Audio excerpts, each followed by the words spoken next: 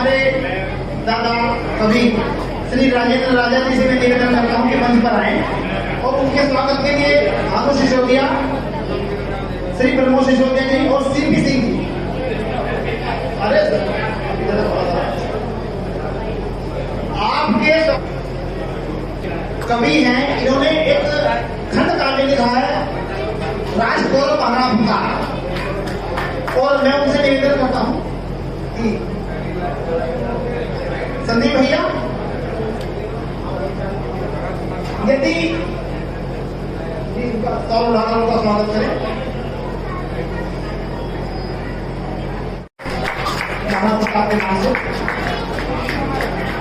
जोरदार तालियां एक बार बजा सकते हैं।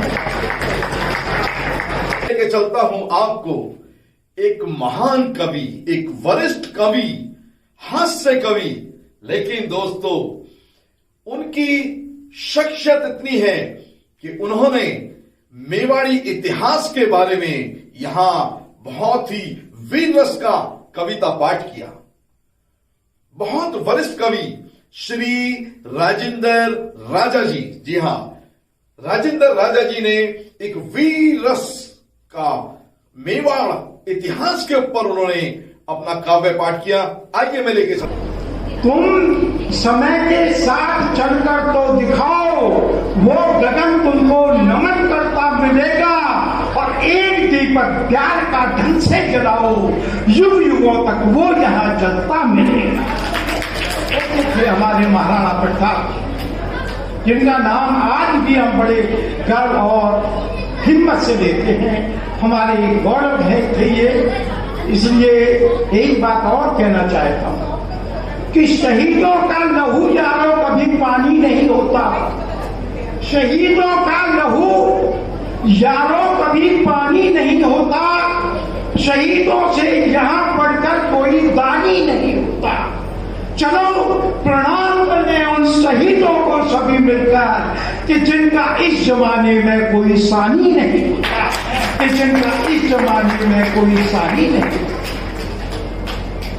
शहीदों के कफन से पूछ लो कैसी जवानी थी, तिरंगा खुद बता देगा कि क्या उनकी रवानी थी। चलो प्रणाम करने उन शहीदों को सभी मिलकर, वतन पर जान दे देना ही वचन की कहानी थी, वतन पर जान। तो ऐसे हमारे महाराणा प्रताप जो राष्ट्र के लिए जिन्होंने अपने को बिल्कुल एक तरीके से मैं कहना चाहूंगा कि मन करता है फिर से प्यारा मेवाड़ी इतिहास लिखूं, मन करता है फिर से प्यारा मेवाड़ी इतिहास लिखूं, मीणाओं का प्यार लिखूं, उन वीरों का विश्वास लिखूं। आप कह रहे होंगे मीणा कौन थे और वीर कौन थे। दोस्तों आपको शायद ये पता नहीं है कि महाराणा प्रताप बचपन से ही मीणा और वीरों के बीच में रहे थे, वहीं पर इनका पालन पोषण हुआ था। तो ये वही भील और मीणा है जो राजस्थान का गौरव कहलाते हैं। तो मन करता है फिर से प्यारा मेवाड़ी इतिहास लिखूं, मीणाओं का प्यार लिखूं, भीलों का विश्वास लिखूं। और अरावली से निकली थी जो देश प्रेम की याद लिखूं, और राणाओं के महलों में पन्नाधाई का त्याग लिखूं।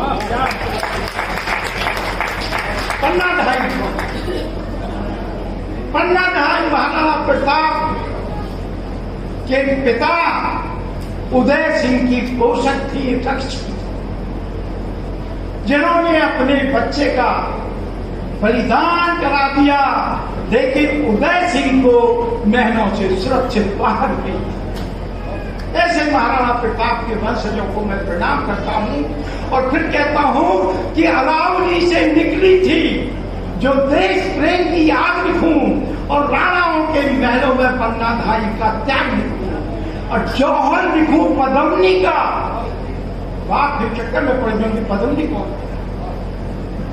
पद्मनी इसी महाराणापुर की वो लक्ष्मी थी, वो देवी थी जिसने अपने को कुर्बान कर दिया।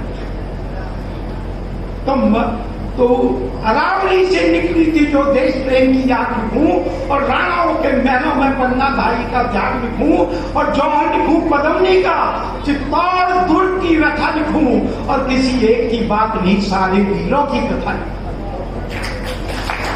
किसी एक की बात नहीं सारे वीरों की कथा लिखूं। बप्पा रावल का अंश लिखूं। बप्पा रावल जिससे ऐसा इस परिवार के वो मुखिया रहे, बप्पा रावल का अंश लिखूं। राणा सांगा का वंश लिखूं। जो उदय सिंह ने झेला था वो जीवन भर का दर्श, जो उदय सिंह ने झेला था राणा सांगा ने अच्छी खाव खाई, बाबर से युद्ध करते हुए। तो तब मैं कहता हूं कि बप्पा रावल का अंश लिखूं, राणा सांगा का वंश लिखूं। जो उदय सिंह ने झेला था वो जीवन भर का दंश लिखूं। बप्पा रावल का अंश लिखूं, राणा सांगा का वंश लिखूं। जो उदय सिंह ने झेला था वो जीवन भर का दंश लिखूं। यूं तो सबको भाती है अपने अपने घर की माटी, यूं तो सबको भाती है अपने अपने घर की माटी, लेकिन सबसे आगे बढ़कर लिख दूंगा हल्दी घाटी। उसको सूरज का तेज लिखूं, उसको सूरज का तेज लिखूं, या हिंद तिरसा निष्पाप लिखूं।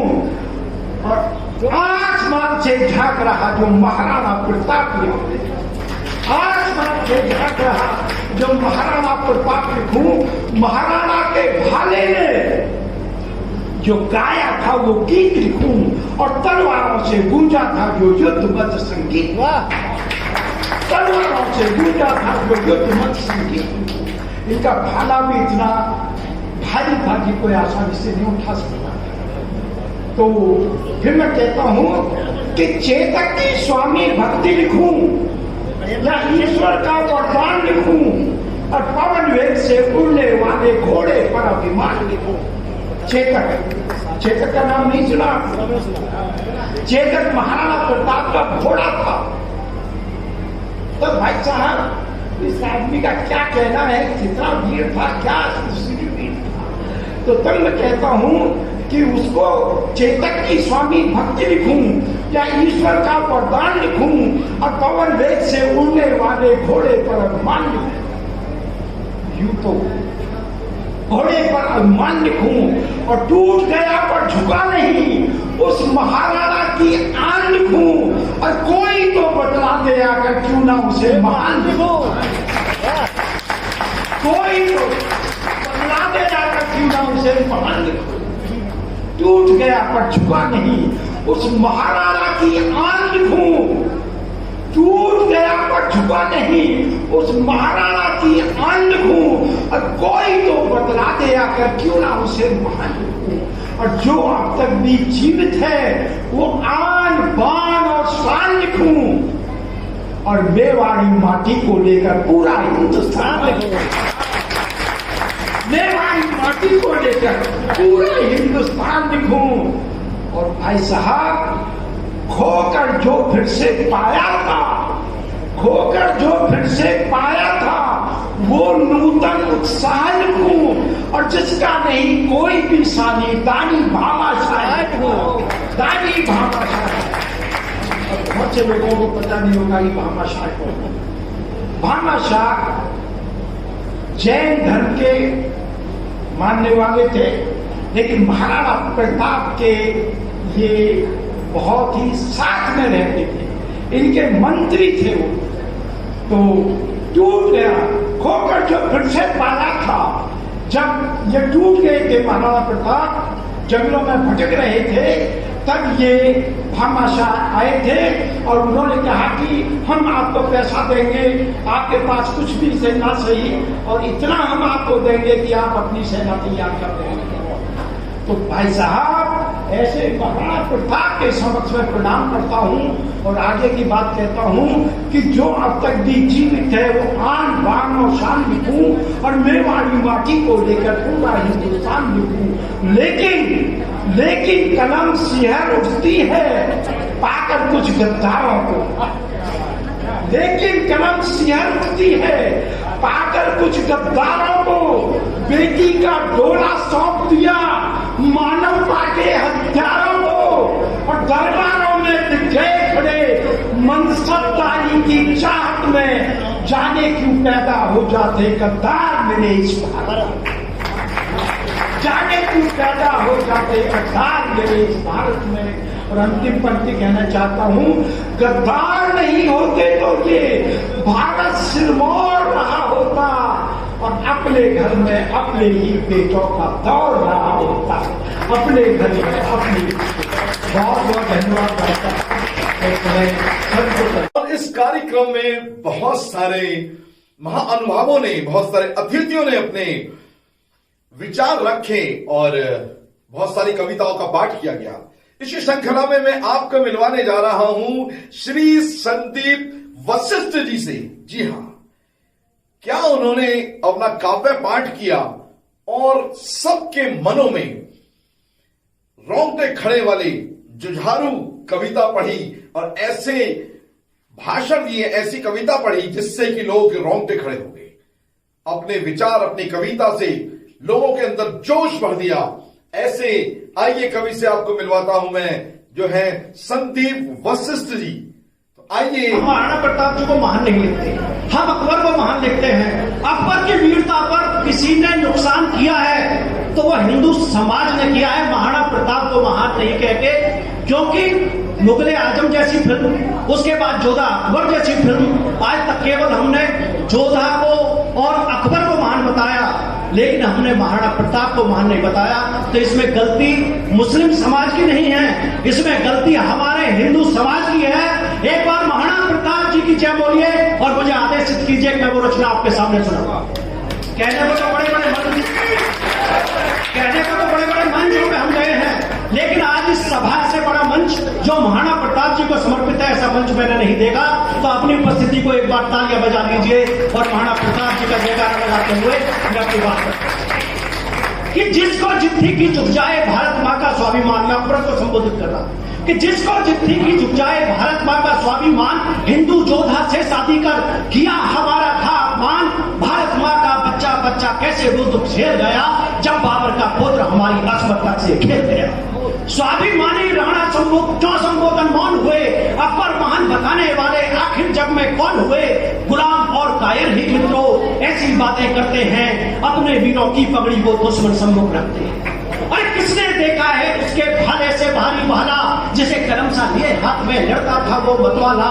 राणा के तो घोड़े की भी अद्भुत यहाँ कहानी थी, पूरी दुनिया ने चेतक की देखी स्वयं जवानी थी। और फिर भी ये इतिहास यहाँ क्यों वीरों का करता अपमान, खाली पेट लड़े थे राणा लेकिन अकबर कहाँ महान। और आज फिरंगी प्रभाव है, इतिहास हमें स्वीकार नहीं, हमें कसम चित्तौड़ दूर की, अब मानेंगे हार नहीं। हम खुद युग को आगे बढ़कर दर्पण नया दिखाएंगे और महान हटा देंगे अकबर से, राणा को लिखवाएंगे, राणा को लिखवाएंगे, राणा को लिखवाएंगे।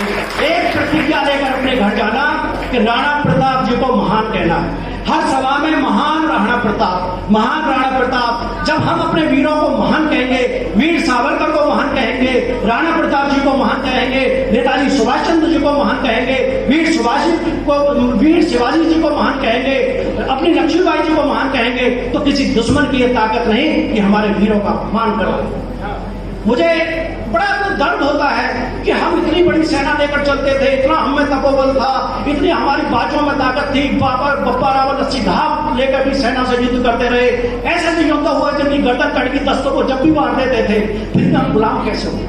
तो मैं कहता हूं कि कुछ डाकू और लुटेरों से क्यों पूरा भारत भयभीत हुआ, कुछ डाकू और लुटेरों से क्यों पूरा भारत घबराया। क्या रही व्यवस्था ऐसी कि नहीं सामना कर पाया।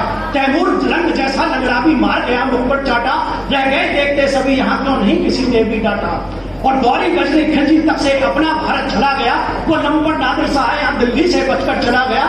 गौरी को 17 बार क्षमा करना भी क्या मजबूरी थी, अरे दुष्ट को एक बार में देनी सजा जरूरी थी। और जिनका जिसके मन में आया ले गया लूट कर उतना धन, ऐसी क्या कायरता थी, कैसा था वो कायरपन। और धन दौलत की बात नहीं बेटी बहन तक ले भागी। और धन दौलत की बात नहीं, बेटी बहने तकले भागे और क्या ऐसी भांग चढ़ाई थी जो तब भी लोग नहीं जागे। और क्यों वीरों ने जोधा का डोला सौंप दिया था अकबर को, क्या रही व्यवस्था ऐसी हम हरा सके ना अकबर को। और मेरा मन होता है भारी जब भी इतिहास उठाता हूँ, इसीलिए तो यारों मैं वीरों के गीत सुनाता हूँ। ये अंबर मुझसे पूछ रहा तू रहता है किस चिंतन में। ये धरती मुझसे पूछ रही क्या सोच रहा अपने मन में, मैं क्या सोच रहा अपने मन में, कैसे बतलाऊं मैं तो कि किस चिंता में रहता हूं। अरे कहीं मिट ना जाए भारत माँ, इसलिए यहाँ कुछ कहता हूं। आओ सब मिलकर एक बार भारत माँ की जय बोले, और जितने भी इसके दुश्मन हैं सर काट बाजुओं पर तोड़े,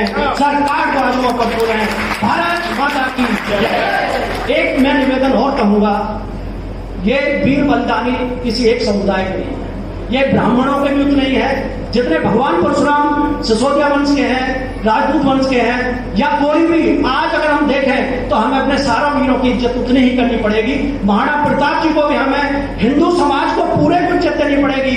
अगर वीर शिवाजी चाहे किसी समुदाय से हैं, हमें हर वीर की इज्जत पूरे हिंदू समाज को करनी पड़ेगी, तभी हम अपने गंतव्य तक पहुंच सकते हैं और हमारे सभी वीरों के सामने महान लिखा जाएगा। जय हिंद, बहुत बहुत आपका धन्यवाद।